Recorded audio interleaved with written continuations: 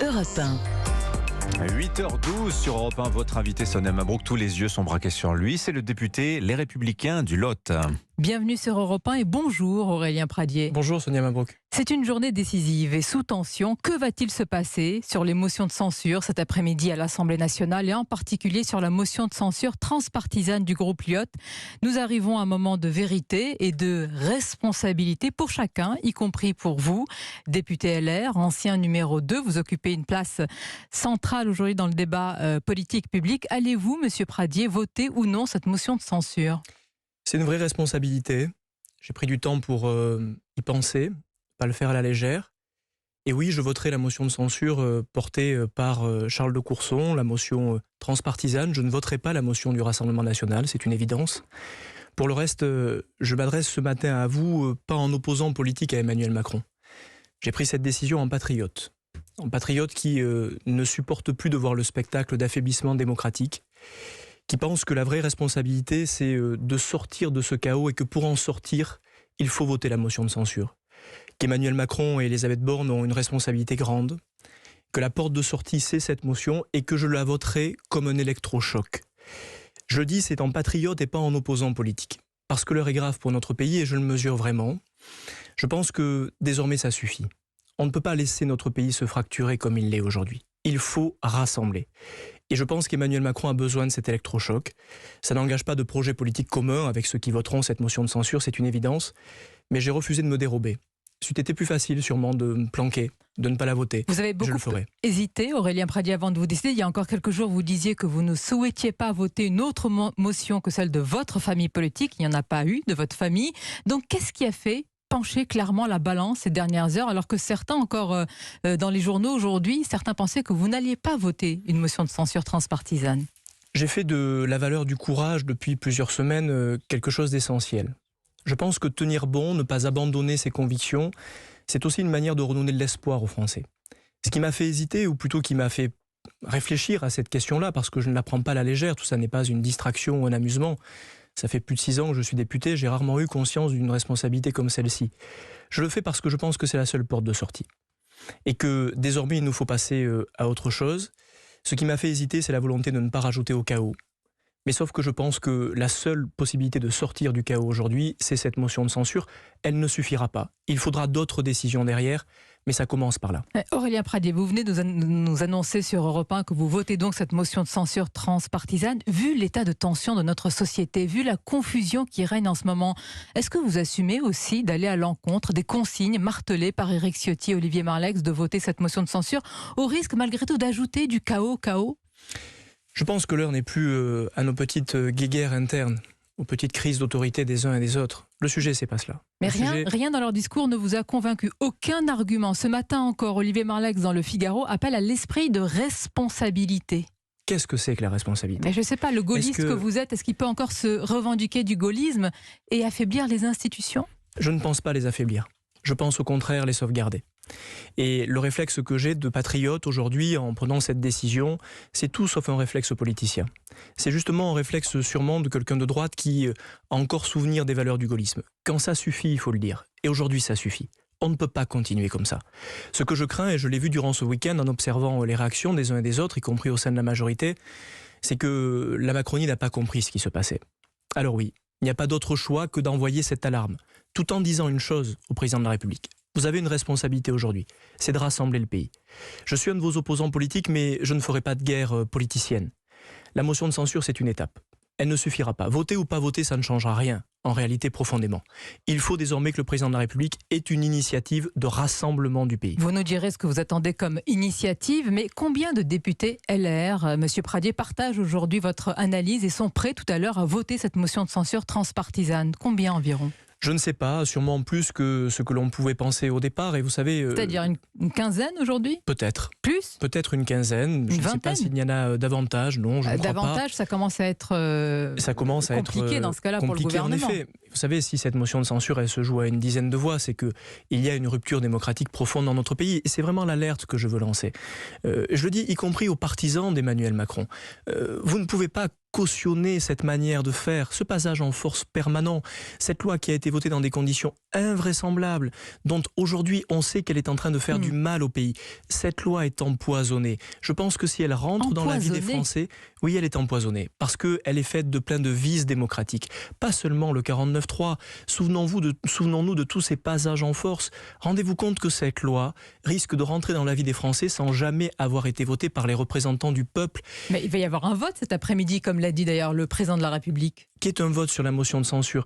Je le dis à Emmanuel Macron, arrêtez de jouer avec le feu. Mais qui joue avec le feu? Est-ce que ça ne vous pose aucun problème, Monsieur Pradier, de mélanger votre voix avec celle de la NUPES et du Rassemblement national pour faire tomber le gouvernement? Donc Aurélien Pradier, Jean-Luc Mélenchon et Marine Le Pen ce matin, même combat.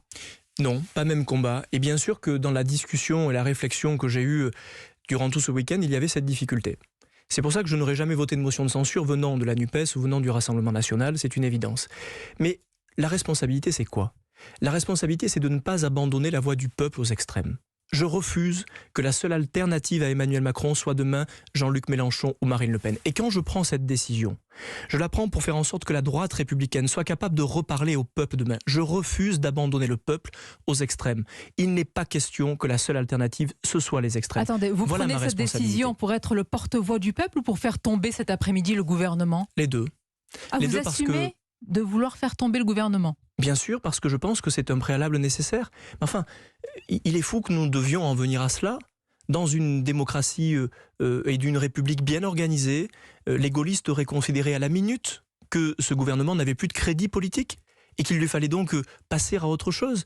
Au fond, je rappelle simplement des principes de base. J'ai le sentiment que depuis des semaines, on s'habitue à des situations auxquelles on n'aurait jamais dû s'habituer. Qu'est-ce qui vous a le plus choqué ces dernières semaines? Est-ce qu'il y a une scène, un moment qui vous a interpellé en particulier?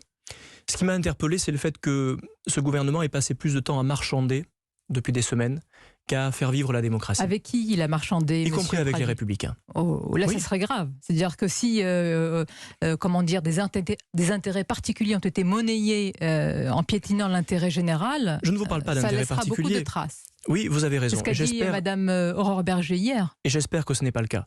Mais vous espérez, mais vous ne le savez pas. C'est-à-dire que c'est possible qu'il y ait eu tractation entre le gouvernement et des députés LR en échange de leur voix? Avec beaucoup de députés sûrement, peut-être.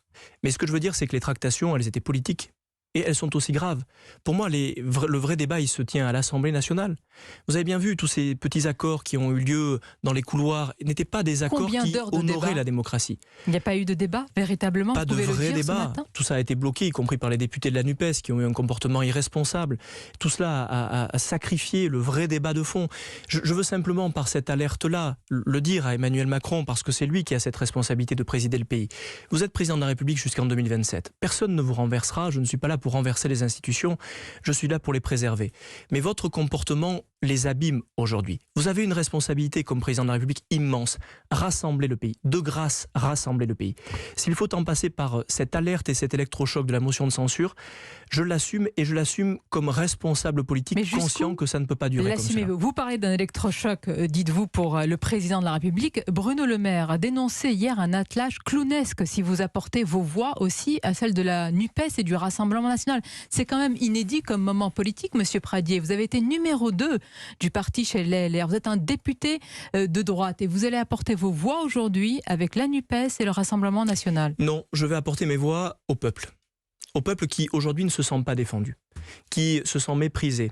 Et je refuse, vous le redis avec beaucoup de gravité, cette stratégie qui consisterait à installer une connivence et donc une confusion avec Emmanuel Macron, à tel point que la seule alternative pour le peuple serait de voter Jean-Luc Mélenchon ou Marine Le Pen. C'est ça la vraie responsabilité de la droite, c'est d'être capable de défendre le peuple. Mais vous n'êtes pas sans savoir que la France cumule des déficits colossaux, que nos voisins ont fait déjà leur réforme des retraites. Vous avez toujours soutenu d'ailleurs des candidats qui sont engagés pour une retraite à 65 ans. Où est-ce que vous avez laissé votre cohérence, peut-être vont dire certains ce matin en vous écoutant? Je suis favorable à une réforme des retraites. Je l'ai toujours été.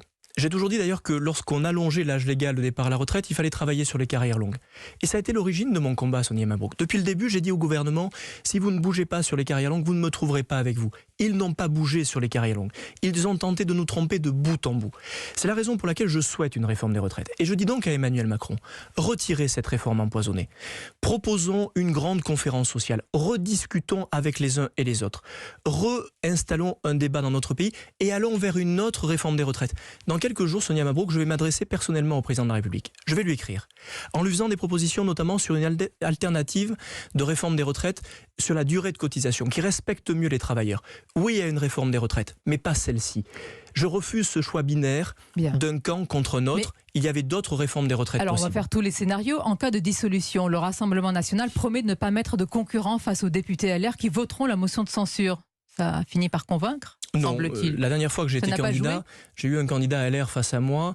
Il a été sèchement battu au premier tour. Et je supplie les chefs du Rassemblement national de me mettre un candidat en face de moi, parce que ce sera la meilleure manière de leur donner une bonne leçon électorale. Tout ça, c'est la politicaille. Et vraiment, je le dis... Et vous êtes au-dessus, monsieur Pradier. Non, je ne me prétends pas au-dessus. Vous surplombez tout le paysage politique. Non, je n'ai pas cette prétention-là. Je dis simplement, et je ne suis pas le seul dans cette configuration, que j'ai rarement ressenti une aussi importante gravité dans la décision politique et que oui, nous sommes à la croisée des chemins. Je ne suis pas au-dessus des autres, mais j'essaie de ne pas être en dessous. Mais alors, si la droite, version Pradier, arrivait au pouvoir en 2027, ou alors à l'occasion d'une dissolution, est-ce que vous vous engagez ce matin à détricoter cette réforme des retraites et à revenir à la retraite à 62 ans ? Je n'ai jamais dit que j'étais favorable à la retraite à 62 ans. On m'a fait dire tout et n'importe quoi. J'ai dit que j'étais favorable à un dispositif de carrière longue très fort. J'ai dit que la durée de cotisation était sûrement la meilleure manière de réformer les retraites. Mais cessons ces caricatures. Certains me disent, au fond, Pradier, il a les mêmes convictions que Marine Le Pen ou Jean-Luc Mélenchon. Jamais. Je n'ai jamais dit que j'étais pour le retour à la retraite à 60 ans ou la laisser à 62 ans. Simplement, j'ai dit qu'il y avait des alternatives. Et ce qui est fou dans notre débat démocratique aujourd'hui, c'est qu'il faudrait choisir un camp ou un autre. Ce serait macroniste ou le péniste mélenchoniste. Eh bien moi, je crois qu'il faut ouvrir une autre voie. Mais vous êtes quoi ? Vous êtes pradiste, c'est tout ? Non, je suis gaulliste, je crois. Enfin, j'essaie de l'être en tous les cas. J'essaie de porter avec d'autres, pas seulement moi, la voix d'une droite populaire, comme l'a été celle de Chirac en 95 ou celle de Nicolas Sarkozy en 2007. Une parole qui permette de défendre les Français. Mais je ne suis pas seul à faire tout ça. Et vous savez, je ne le fais pas pour moi. On me prête beaucoup plus d'ambition que je n'en ai en réalité. Qu'est-ce qui va se passer en sortant de ce studio ? Logiquement, vous devrez ne plus être chez les LR. Ce que vous venez d'annoncer ce matin devrait vous valoir exclusion. Et pour quelle raison ? Enfin, nous sommes un parti d'opposition. Ce serait quand même curieux que dans un parti d'opposition... Ce serait logique que vous, ayant voté une motion de censure transpartisane, vous restiez chez les LR aujourd'hui. Enfin, depuis quand les Républicains sont devenus un parti de la majorité ? Nous ne sommes pas une composante d'Emmanuel Macron. Il serait absolument inouï qu'on reproche à des députés d'opposition de s'opposer. Et puis pardon, mais je ne suis pas le seul. Et puis pardon, mais peut-être que dans quelques temps, mes amis politiques qui parfois peuvent être contrariés de mes positions se rendront compte que j'ai pu contribuer à leur rendre service. Il faut que la droite défende le peuple. Attendez. On ne peut pas abandonner, je vous le répète, vous croyez qu'Éric Ciotti et Olivier Marleix ce matin qui vous écoutent ont conscience que vous êtes en train de leur rendre service ?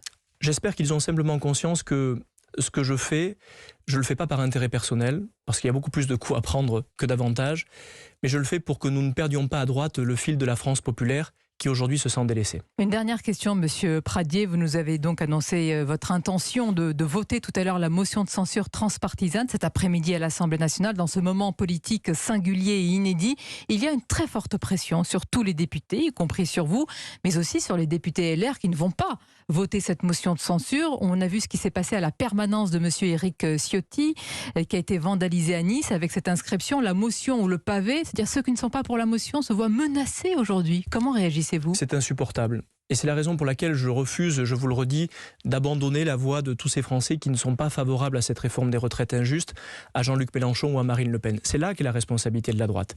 Nous sommes une alternative à toute forme de violence. Mais si nous ne sommes plus du côté des Français qui souffrent, alors nous allons les laisser entre les mains de ces fous furieux qui en veulent à nos institutions. Moi, je suis trop attaché à nos institutions de la République pour abandonner les Français à celles et ceux qui aujourd'hui sont des révolutionnaires.